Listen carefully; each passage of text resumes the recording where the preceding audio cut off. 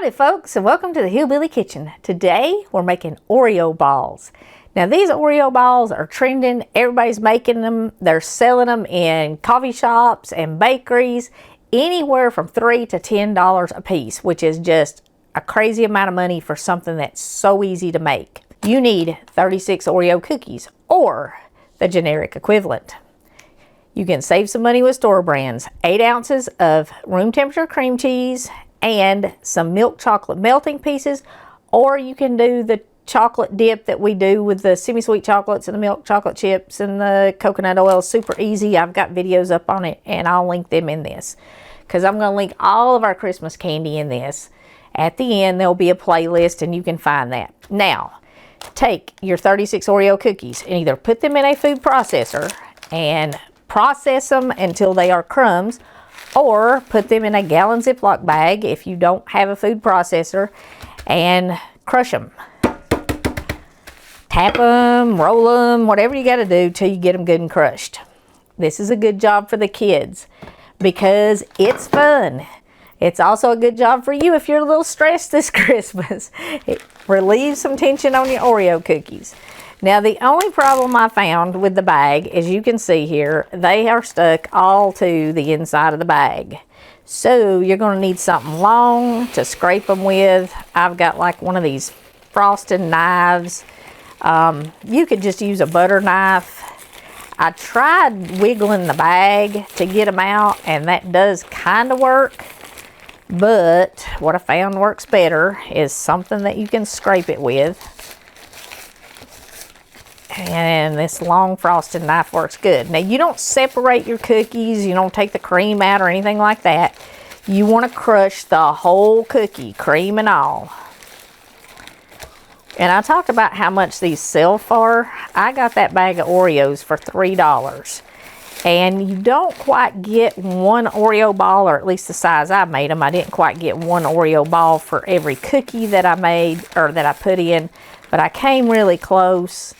The cream cheese, it's $1.50, $2, depending on where you get it. But you can get it for $2 about anywhere. And like I said, store brands will work for the cookies and the cream cheese. I think the Oreos were actually cheaper than the store brand where I bought them at, though, because they had them on sale. I mean, it is a trending thing, and this time of year, a lot of stores have name brand cookies on sale. So, and just get as much of them out as you can. Alex is going to fuss at me because I took too long getting that out of the bag, but I got most of it out. All right, get rid of the bag. Now, we're going to combine these. We're going to turn this into a dough. And this Danish whisk, ladies, I got to tell you, it's the thing. If you don't have one, it's a Danish dough whisk or dough hook or a Danish whisk. For stuff like this, it really does work good. Like if you're using a regular whisk, your cream cheese is all going to get stuck inside your whisk and you're not going to be able to get it out to keep mixing it. This, it just kind of continually falls off and you can process it pretty quick. Now you might be able to do this in your stand mixer, you know, with a paddle attachment. But this is something, get the kids involved in this. And making stuff like this, I told you how much these things are selling for. $3 to $10 a piece, which is just insane. But if you're a stay-at-home mom or you're retired, making goodies at Christmas time and selling them is an excellent way to supplement your income. And not just at Christmas. At Christmas, at Valentine's Day, during Easter. I know a lot of folks who do home bakeries and they do quite well.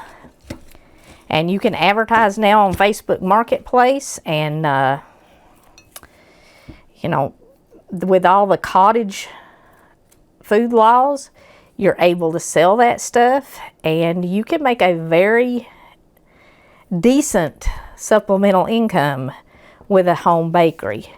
And not only that, it kind of helps out those working moms, you know. If retired people and stay-at-home moms make this stuff and working moms can still give their families homemade goodies, everybody wins. I'll tell you something else too. You can mix this actually with your hands. And especially once it gets to this point, you can either do it in the bowl or you can roll it out on a piece of wax paper and just mix it with your hands. And it works much quicker than anything except maybe a stand mixer. So we'll do that, especially in the interest of time here, because it's Friday, and as Charlotte said yesterday, Christmas is so close. And we're actually going to get together as a family on Saturday, or Sunday. We're going to get together on Sunday, Christmas Eve. So I've got today and tomorrow to finish up all of my Christmas stuff. I haven't wrapped everything. I mean, it's just a mess here. As you get this combined and you turn it into a dough, when you get all the cream cheese worked in with the cookie, it's not going to be that messy. Now what I'm doing here is I'm like literally kneading this like I would bread or biscuit dough. I'm just folding it and rolling it and pressing it. And you want to do that, or mix it with your stand mixer or your whisk or whatever, until you get all of the white streaks out. I've still got a little bit right there, but I've just about got it. And you are left with this shiny Oreo cookie dough. That's what you want right there. And then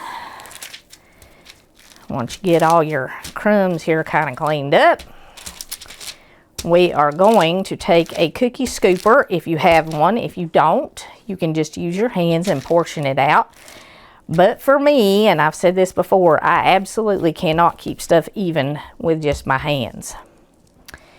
And we're just going to scoop it. And I'd even it out. You're going to get some on your hands. You can scoop it and leave it in scoops like this. Or once you get several of them scooped, you can roll them up. I would try to keep them even, but once you get them scooped out, and like I said, you're going to get about a cookie ball per every cookie. So 36 cookies is going to give you between 2 and 3 dozen, depending on how big you make them. If you make them a little bigger, of course, you won't get as many. I think out of 36 cookies, I got about 30 cookie balls. Okay, when you scoop them out, if you want to leave them scooped, they look fine like that. But if you want them smoother before you dip them, just roll them in your hands, and then they're nice and smooth, and you can make them perfectly round, or at least that's the theory. Mine almost never come out perfectly round, but whichever way, when you get them all scooped out, keep going and scooping them. Put them in the refrigerator until they are really firm. A couple hours maybe. You can put them in the freezer for about 15 minutes if you're in a big hurry, but you do want them to be firm before you dip them. Now, after they've been in the freezer and they are firm, you can see they look pretty much the same, but they will be much firmer than these that we just rolled up here. You can dip them all in your milk chocolate. You can do some white chocolate, which I have both here. I did the milk chocolate pieces to show you that you only have to have 3 ingredients. You can add sprinkles to them. You can crush a candy cane, especially at Christmas, and sprinkle some of them and do some peppermint Oreo balls. You know, just all kinds of stuff. I will tell you this, if you are making them for men, men do not much care for sprinkles. Every man I've ever given a cookie or candy to that has sprinkles on it, they complain that the sprinkles are hard and they don't taste as good as whatever they're eating. So, you know, if you're making them for men, I would just dip them, and you can maybe drizzle the dark chocolate with some white chocolate, or you could do them in white chocolate and drizzle some dark chocolate. If you have a candy dipping set, you can use that. And I do have one. I didn't get it out because not everybody does. If you don't have a candy dipping set, you need a plastic fork and break the 2 center tines out. And that way you can get whatever you're dipping, your Oreo balls or whatever else you're dipping, out of your chocolate without getting a whole spoonful of chocolate. Just shake the excess off a little bit. Scrape it on the edge of your bowl and then slide it off onto some wax paper. And I should have 2 plastic forks because I've got white and dark chocolate. I might have to clean my fork off and do some of the other ones. Now, something else you can also do if you want to make them more transportable and more shareable is you can do the little baking cups and put them in the little baking cups after you dipped them. And I've shown that in several videos too. The little candy cups. And I buy all this stuff after the holidays. The little cups, I think I got them for maybe 10 cents after Christmas. And they're $2.00 something on here. Sprinkles, I got for $1.50. And the sprinkles will be good for a year, I promise. Probably for about 15 years. But if you want to put some in the little baking cups so that they're easier to share, you can do that. And if you've got a mini muffin pan, they hold the little muffin cups really well. Well, actually, that's what they're made for. But you can also put them in an egg carton. We've done that before too. Just save your egg cartons.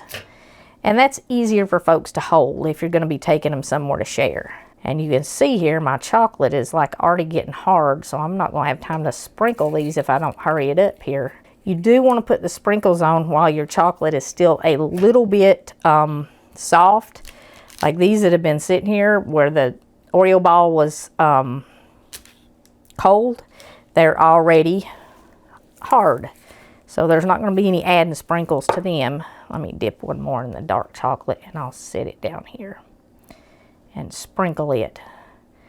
So if you're going to put sprinkles on, have your sprinkles ready to go while you're dipping. And just sprinkle them on there. Kids love the sprinkles. Like I said, if you're doing it for men, don't do the sprinkles. And dip some in the white chocolate. And then I'm going to show you what it looks like when you drizzle some of them. And the white chocolate doesn't cover quite as well as the dark chocolate. And this white chocolate is just some white bacon. It's a white bacon bar that I put the coconut oil in. Couldn't even think what I did. And just melted this in the microwave. And I melted it before I started. Here's a little tip. Set your chocolate in a bowl of hot water that's bigger than the bowl your chocolate's in. And I've got a bowl of hot water underneath this. That way it doesn't get thick while you're dipping. And it took me years to figure that out. I don't know why it took me so long to figure it out, but it did. Now these white ones are coming out so thin, we're going to dip them twice. We're going to let them cool and then dip them again. But if you want to decorate for men, take a little bit of your white chocolate and just drizzle it over your dark chocolate. And that is really, really pretty. And you can do it in little patterns too. You know, you can splatter it, which I should have splattered it over the wax paper instead of all over the muffin pan. But you get the idea. And you can do swirls. And if you have the little candy set, it has a thing with a little spout on it. You can actually pour a little heart out of that. And that's really cute. My chocolate is staying really thin because I've got that hot water under it. And like I said, that's something that it took me for forever to figure out how to do. I would have to remelt my chocolate over and over and over again. And it'll just absolutely wear you out. And then you can do the same thing with the white and the dark. You can go over the white with just a little bit of dark. Or a lot of dark. If you're going over one with the other one, let the first one cool and harden before you put the second one on, like we did the white on the dark chocolate. You can see the difference in how it looks. But anyway, you get the idea. And you can add sprinkles to it, of course. Kids love this recipe. They'll love making the dough. They'll love scooping it. They'll love dipping it. They'll love crushing it. So give this trending one a try. They are really good, especially if you like Oreos. The cream cheese adds a little something to it. You know, and it's a super easy, another thing to add to your gift baskets and tins, something maybe for party favors, just a special treat for the kids. And it's good for pretty much any holiday, Valentine's Day, Easter, anytime you've got kids together. This would even be fun to do on the 4th of July, dip them in white and do red, white, and blue sprinkles on them, or red and blue sprinkles on them. Dip them in white and do red and blue sprinkles on them, and kids love them any time of the year. And I mean, you know, $3 to $10 a piece. You can make them for just a few cents a piece, literally. You can make a whole batch for less than $10. Like, I don't have $10 in everything here. The white chocolate, the dark chocolate, the sprinkles, the Oreos, the cream cheese, everything. I do not have $10 in it. And it'll make at least 30, depending on how big you make them. And even if you get 2 dozen, that's a pretty good profit. It's almost Christmas, like I said, and if you've been following along with us, we have been reading Luke. We started on December 1st and read Luke. Today is the 22nd, right before Christmas. And Luke 22:40, I thought, was probably something that we could all use to hear at this point in the holiday rush. And Jesus was in the garden praying, and he went and found his disciples sleeping, and he said to them, and when he was at that place, he said unto them, pray that ye enter not into temptation. You know, prayer is, if it's going bad, it'll make it better. It doesn't matter if you're stressed, if you're afraid, if you don't have time to do everything, if you don't have everything you need. And even when things are going great, pray, because it'll just make it that much better. I want to wish you all a very Merry Christmas. I want to thank you for being part of the Hillbilly Kitchen, and thank you for being with us this year. If you are new and you haven't already, please don't forget to click like and subscribe before you leave. Share our videos with your friends. And until next time, remember to put God first.